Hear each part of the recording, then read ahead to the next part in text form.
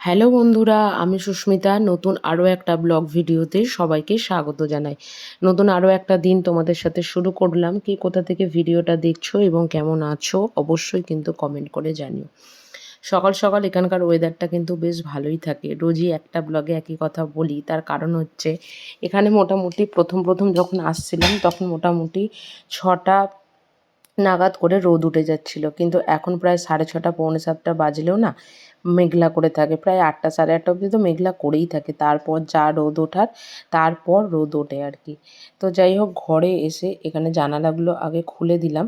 জানালাগুলোর সিস্টেমগুলো খুব ভালো, মানে যতটা তোমার খুলতে ইচ্ছা করবে আর কি জানালাটা ততটাই খুলতে পারবে। অনেক সময় হয় কি, সন্ধ্যাবেলা মশার জন্য বা কোনো কিছুর জন্য পুরো জানালাটা আমরা খুলতে চাই না, তো তখন ওই ওপরের পোর্শনটুকুই খুলে রাখি, বাদবাকি সমস্ত কিছুই দিয়ে দিই আর কি।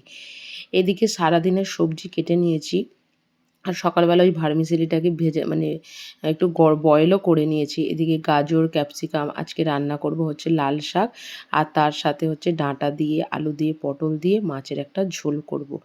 তো এইদিকে ঘর দুয়ারগুলোকেও ঝাঁট দিয়ে নিয়েছি, আর আজকে না উঠোনটা ঝাঁট দেবো। বাইরে প্রচণ্ড হাওয়া চলছে, আর এই হাওয়ার মধ্যে উঠোনটাকে ঝাঁট দেওয়াটা যে কী দুষ্কর একটা ব্যাপার, যা বলার নয় আর কি। তবুও মানে ওই হয় না, অন্য লোকের বাড়ির পাতা যখন তোমার বাড়িতে বা তোমার উঠোনে এসে পড়ে তখন দেখতে খুবই বাজে লাগে।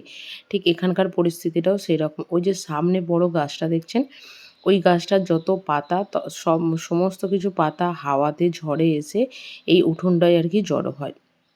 কিছু করার নেই, গাছের পাতা আর জল কেউ কাউকে আটকে রাখতে পারবে না আর কি। তো এদিকে যে বিছানাটা তুলে নিচে পরিষ্কার করে, আর মোটামুটি আমার সব কাজ হয়ে গেছে বললেই চলে। আর সকালবেলার যে ব্রেকফাস্টটা বানিয়েছিলাম এটা তো তোমাদের সাথে প্রায় দিন শেয়ার করে থাকি, কিভাবে বানাই না বানাই। তো আজকে সেই কারণের জন্য আজকে আর শেয়ার করিনি। পুরোপুরিভাবে রেডি করে এই যে এখানে এবার বেড়ে নিচ্ছি খাবো বলে 2টো প্লেটে। বড়মশাইয়ের যদিও খুব একটা পছন্দের জিনিস এটা নয়, তবুও আর কি ওই চাউমিন টাইপের ভেবে আর কি খায়। তবে ওর একটু বেশি করে তেল ঝাল মশলা দিয়ে রান্না করলে বেশি ভালো হয় আর কি। তো যাই হোক, এদিকে চান টান করে বাইরে চলে এসেছি জামাকাপড় শুকাতে দিতে। আর বাইরে যেন মনে হচ্ছে ঝড় চলছে, ঝড়। মানে একটা জামাকাপড় শুকাতে দেওয়া যে কী দায় সেটা একমাত্র মানে আমিই জানি। মানে এত পরিমাণ ঝড় দিচ্ছে যে জামাকাপড়গুলো ঠিকঠাক করে যে মেলবো বা কোনো কিছু সেটাও আর কি মানে হচ্ছে না, যেটাকে বলা হয় আর কি।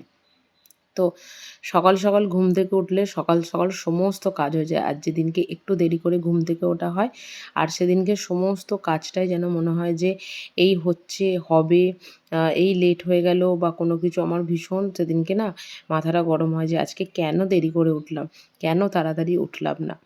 তো যাই হোক, ওদিকে মানে সমস্ত জামাকাপড় তো শুকাতে দেওয়া হয়ে গেছে, আর এদিকে ওই তুলসী তলাটা ভালো করে জল দিয়ে ধুয়ে দিলাম। তবে একটা খুব সত্যি কথা, এই বাড়ির যে তুলসী তলাটা সেটা না একদম আমার মনের মতো হয়েছে বললেই চলে।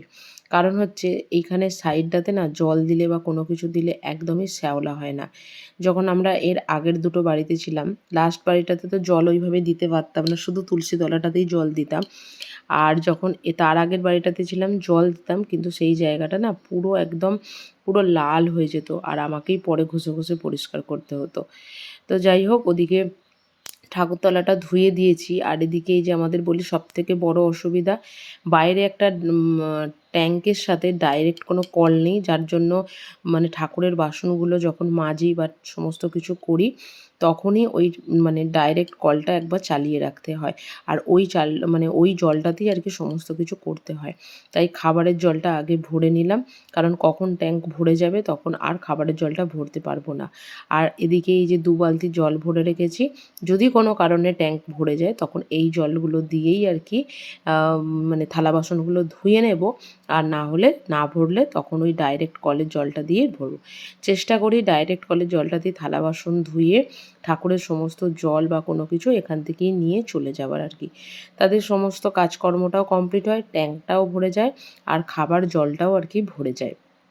তো ওইদিকে চলে এসেছি ঠাকুরের পুজো করতে। প্রথমে শিব ঠাকুরটাকে চান করিয়ে দিলাম, তারপর লক্ষ্মীর ঘটে সামান্য পরিমাণে একটু জল দিলাম। এবার দিচ্ছি হচ্ছে এদিকে একটু করে ওই মিছরি বা নকুলদানা, মানে তখন আমার বাড়িতে নকুলদানাটা শেষ হয়ে গেছিলো, তাই ছোটো ছোটো মিছরি এনেছিল বড়মশাই। মিছরি কোনোদিনও ঠাকুরকে এইভাবে দিইনি, তবে ভাবলাম যে ঠাকুরকে মন থেকে ভক্তি করে খেতে দেবার মানে আর কি মানে জিনিসটা, তো সেটা যেটা হোক দিলেই আর কি হলো। যাই হোক, এদিকে প্রদীপ জ্বালিয়ে আমার মোটামুটি পুজো মানে অলমোস্ট কমপ্লিট বলতে পারো। এরপর হচ্ছে রান্নাবান্নার দিকে যাব। ওই যে বললাম দেরি করে ঘুম থেকে উঠলে সমস্ত কাজে দেরি হয়ে যায়, ঠিক সেই রকমই আর কি। রান্না মানে পুজোই করছি 11:30, তারপর বরমশাই খেতে আসবে, তার উপরে গ্যাস সিলিন্ডার নেই, কখন কারেন্ট চলে যায় তারও কোনো ভরসা নেই। তো সেই কারণের জন্য এই ইন্ডাকশানের ওপরেই আর কি রান্নার যেহেতু ভরসা, তাই দেরি করে কোনো রকম কোনো লাভ নেই আর কি। তো যাই হোক, এদিকে প্রথমে বসিয়েছি হচ্ছে লাল শাকটা। আর লাল শাকটা সত্যি কথা বলতে যে কোনো অনুষ্ঠান বাড়িতে যতটা সুন্দর করে আমি ঠিক ততটা সুন্দর করে পারি না আর কি। তবে শাকটা মানে যে কোনো শাকই খেতে আমি খুবই ভালোবাসি, তো সেই কারণের জন্য বাজার থেকে নিয়ে আসা। অতটা পরিমাণ লাল শাক কতটা কোনটুখানি হয়ে গেছে খালি দেখো আর কি। যদিও এই শাকটা আমাদের দুজনের জন্য অনেকটাই বেশি আর কি, কারণ বড়মশাই খুব একটা শাক পাতা মানে ও বলে ঘাস ঘুষ খেতে খুব একটা পছন্দ করে না, তবুও আর কি না খেলে তো একদম চলে না, তো যে কারণের জন্য দেওয়া। তো ওদিকে শাক হয়ে গেছে, আর এদিকে এবার মাছটাকে ভেজে নিচ্ছি। আর খুব অল্প পরিমাণ তেলে এবং খুব অল্প মানে মানে এটাকে আর কি ইন্ডাকশানটাকে লো করে আর কি ভাজা। যাই হোক, মাছ খেতে ভীষণ ভালোবাসি, তবে বাড়িতে যখন যাই তখন তো মাছ প্রায় মানে রোজ খাই বললেই চলে। কিন্তু এখানে যখন আসি তখন মাঝখান থেকে কোথায় 1 সপ্তাহ 10 দিন মাছ না খেয়ে কেটে যায়, সেটা সত্যি কথাই বুঝতে পারি না আর কি। তো যাই হোক, এই যে কেন বললাম মানে আজকে যে ব্লগটা আমি তোমাদের সাথে শেয়ার করছি, আজকে হচ্ছে রবিবার। তার আগের শুক্রবার বা আগের শুক্রবার দিনকে মাছ খেয়েছিলাম। তারপরে শনি থেকে আজকে রবিবার হয়ে গেছে, বাড়িতে মাছ নেইও, আর মাছ খাওয়াও মানে আর কি বলতে পারো হবে না। দেখা যাক কবে মাছ নিয়ে আসা হোক, কারণ এখানকার মাছের টেস্ট যেহেতু একদমই ভালো লাগে না, তো সেই কারণের জন্য খাইও না। তো চলো, আজকের ব্লগটা এখানে শেষ করছি। যদি কিছু ভালো লেগে থাকে একটা লাইক করো, শেয়ার করো, চ্যানেলটি সাবস্ক্রাইব করে পাশে থেকো। দেখা হবে নতুন আরও একটা ব্লগ ভিডিওতে, নতুন আরও একটা দিনের সঙ্গে খুব তাড়াতাড়ি। সুস্থ থাকবেন, ভালো থাকবেন, ব্লগটা কেমন হয়েছে জানাবেন। টাটা।